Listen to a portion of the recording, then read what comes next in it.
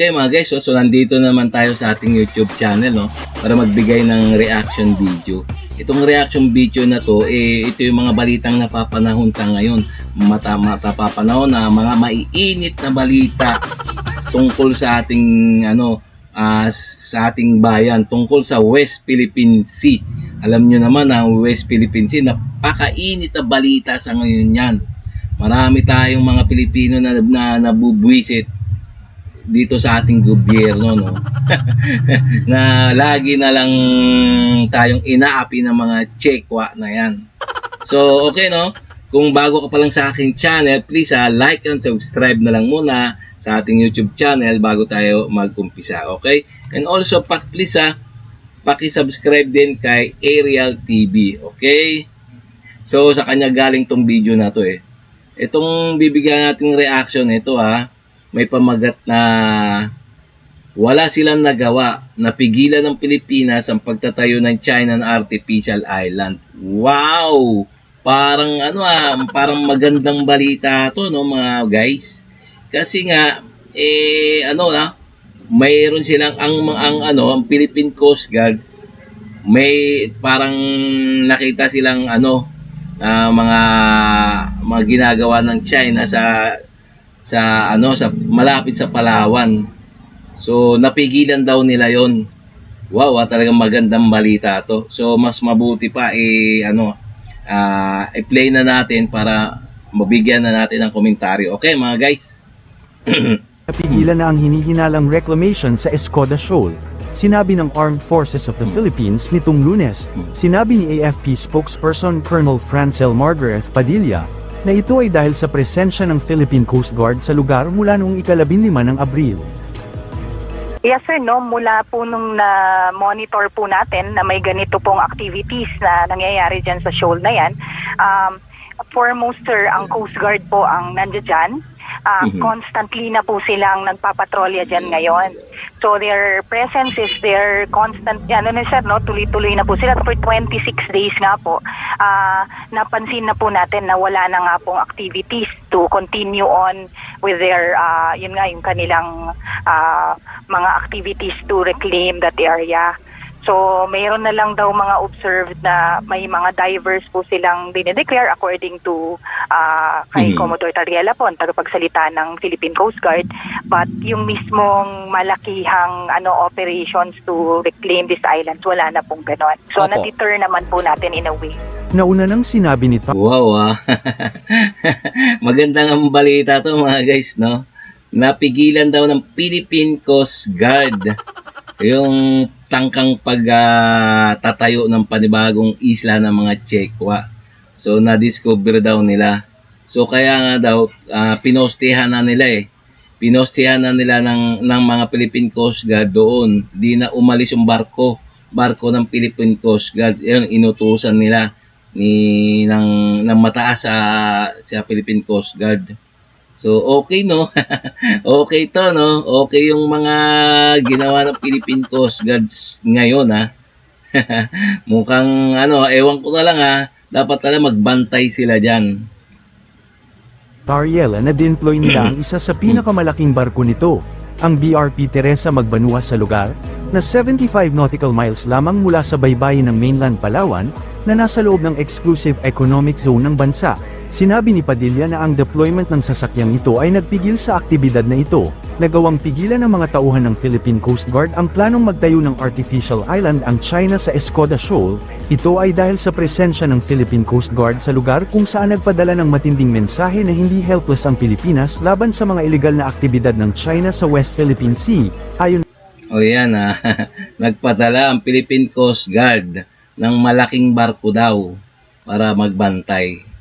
Baka mamaya niyan hanggang bantay lang yan, hanggang tingin lala lang naman. kay PCG spokesman for West Philippine Sea, Commodore J. Tariela, na epektibong pinatigil ng PCG ang Chinese Coast Guard sa kanilang mga ilegal na aktibidad sa Escoda Shoal. Dagdag pa ni Tariela na wow, pinatigil daw ang Philippine Coast Guard daw ang mga Chinese. Parang parang alarming tumigil ang China sa kanilang mga aktibidad dahil sa presensya ng PCG, Subalit nagdi-deploy ang mga ito ng kanilang mga divers kung saan nagsasagawa ng mga measurement, kasalukuyang nakadeploy sa West Philippine Sea ang BRP Teresa Magbanua, kung saan 26 na araw na ito ngayon sa bahagi ng Escoda Shoal. Ayun, oops. Nagbibilang naman sila ng araw yung mga Philippine Coast Guard. 26 days na lang daw. 26 days na daw. Diyos ko, binibilang nila yung araw. Yung mga Chinese nga buwan niya bago umuwi yung mga Chinese Coast Guard buwan talaga nagbabantay. Ang sisipag nila magbantay kahit hindi sa kanila yung West Philippine Sea. Kaya natatawa tuloy. Nakakatawa na lang, 'di ba, guys, no? Nagbabantay daw ang Philippine Coast Guard. Pinagmalaki pa yata yung 26 days. Yung China nga isang buwan, 2 buwan nagbabantay sa kanilang teritoryo kahit hindi nila teritoryo.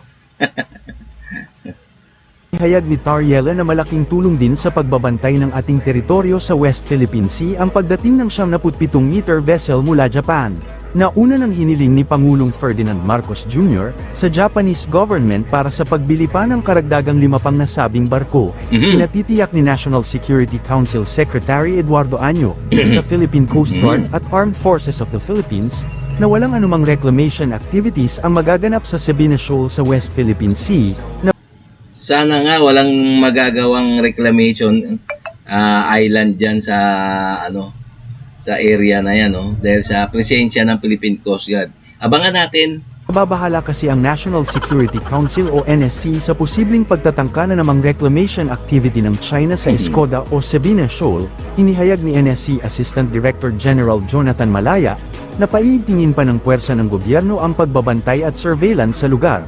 Kasama na rin sa iba pang teritoryo ng bansa tulad ng Sandy Case 1, 2 at 3. Well, we are alarmed by this, partner. O yun daw, paigtingin daw ang pagbabantay, sabi nila ng Philippine Coast Guard. Hindi lang sa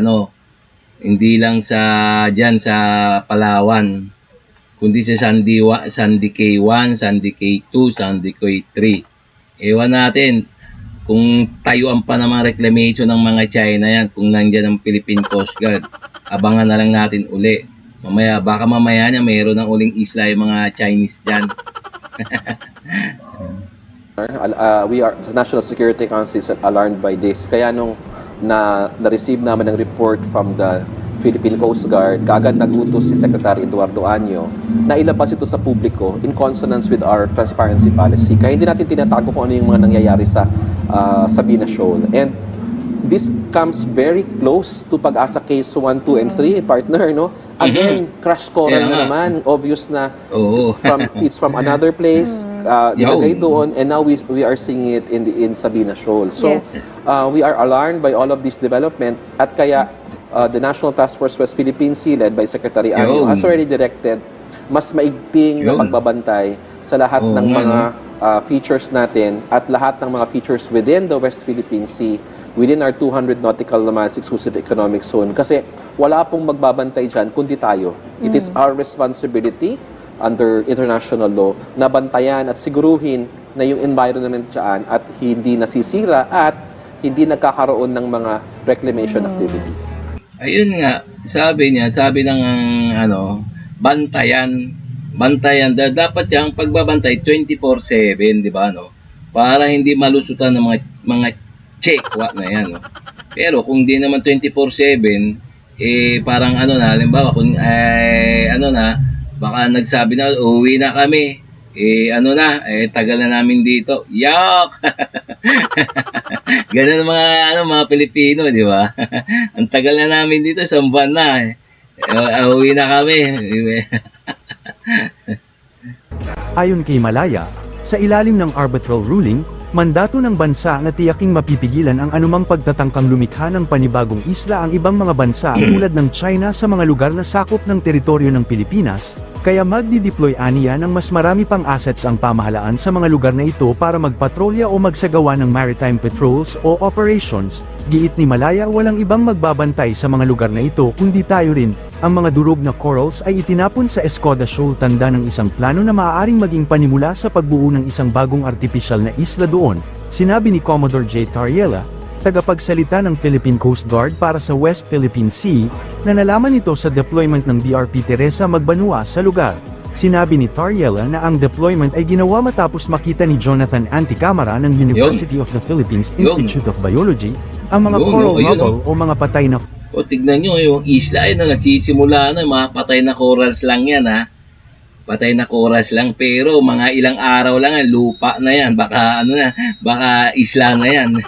Pag hindi binantayan ng ating gobyerno yan, ng ating Philippine Coast Guard, pag wala sila diyan, sasamantalain nga mga Chekwa, ayan ang bilis kaya nila gumawa diyan, tatambakan ng lupa yan para maging isla uli. So pag natambakan yan, ayun, hindi na pwede makapasok ang mga kung sino mga Philippine Coast Guard dyan, kahit sino, haharangin na sila niya. Kaya kailangan talaga yan, may nakabantay 24/7, di ba mga guys, no? Pwede rin kayo mag-komentaryo, suggestion kung ano mga nasa loobin nyo mga guys. Okay. Coral fragment na nakatambak sa Pag-asa Case 1, 2 at 3 na nalantad ngayon sa panahon ng high tide. Sa kanyang presentasyon noong ika-4 ng Mayo, sinabi ni Anticamara na ang mga development sa Pag-asa Case ay posibleng produkto ng mga aktibidad sa pagbuo ng isla. Kinumpirma ni House Appropriations Panel Chair at Ako Bicol Party List Representative Zoldy Co. na nangangailangan pa ng dagdag na 1 billion pesos na pondo para sa pagkumpleto sa runway ng Pag-asa Island sa West Philippine Sea. Target rin ng mga mambabatas na gawing tourist destination ang nasabing isla. Year mga almost 800 million o 1 billion. Kulang pa raw ng another 1 billion para matapos yung buong 1.5 kilometers. Kasi 1 kilometer lang siya, hindi makalanding yung mga C-130. Hopefully, at saka, since kung military, gamitin na rin natin yung commercial para maging tourism. So kung magawa natin tourism, siguro at least mabawi man lang yung investment ng government. Maldives kasi yung mga island doon. Maganda po. Okay yun ha. Or si Pangulong Ferdinand Marcos. Teka, gagawing Maldives daw yung Pag-asa Island. Sayang, no? Ay, sayang, hindi sayang. Sana totoo. No, di ba, no? Sana totoo para nga nandyan yung mga maraming Pilipino. Na sa ganun, hindi na makalapit ang mga Chino dyan, no? Na magtatangkang sakupin yung Pag-asa. Sana nga matupad. Marcos Jr. sa Joint Maritime Patrol Exercises sa pagitan ng Philippine Navy at French Navy na gagawin sa bahagi ng West Philippine Sea. Reaksyon ito ng punong ehekutibo matapos ihayag ng French Navy na nais nila magkaroon ng joint exercises sa pagitan ng dalawang navies. Siyempre, at nandyan naman talaga ang ating yun ang area na binabantayan natin. Kami nagpapasalamat sa lahat ng mga iba't ibang bansa. Kahit na hindi, yung iba nga ay nanggagaling sa malayo pa. Ngunit sila ay handang tumulong sa atin. Nasira pa yata kapag tayo ay nagkakaproblema. Si Manny Pacquiao pa pala yung katabi niya, no? Hindi lamang sa salita, kundi pati na sa mga tinatawag na joint cruises.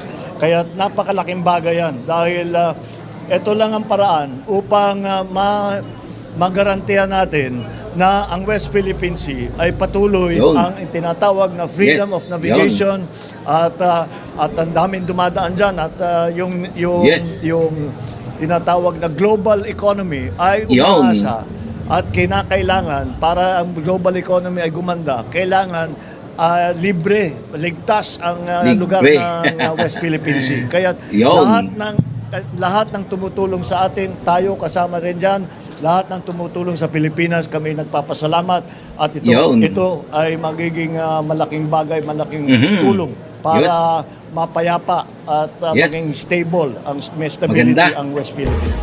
Para sa mas madaming update tungkol sa ating defense, abangan lamang ang aking mga bagong video. Para naman sa mga gusto magpa-shoutout, mag-comment lamang po at share, paki-follow at like muna ng aming page na nasa description na ang link. Huwag mo na rin kalimutan mag-like, share, And subscribe, pindutin mo na rin ang bell para updated kayo sa aking mga video. Okay mga guys, so ayun pala no. So ang pinaka main dito natin ay yung napigilan ng Pilipinas yung binabalak na mga Chino na mga walang hiya na yan. So dito mo pag nakapagpatayo sila ng panibagong isla dyan, lalagyan nila ng mga military equipment, mga missile, mga eroplano, mga air defense. So wala na. So talagang bagsak. Talo ng Pinas. Sana nga magbantay pa sila ng 24 hours diyan, no. Hindi lang 'yan sa buong isla, sa lahat ng isla na nasakop ng ating ng ating teritoryo, yung EEZ. Okay, no? Okay mga guys, kung nagustuhan nyo yung mga ganitong mga reaction video, please like and subscribe na lang muna bago tayo magtapos. Okay? Oops! Like and subscribe muna, okay?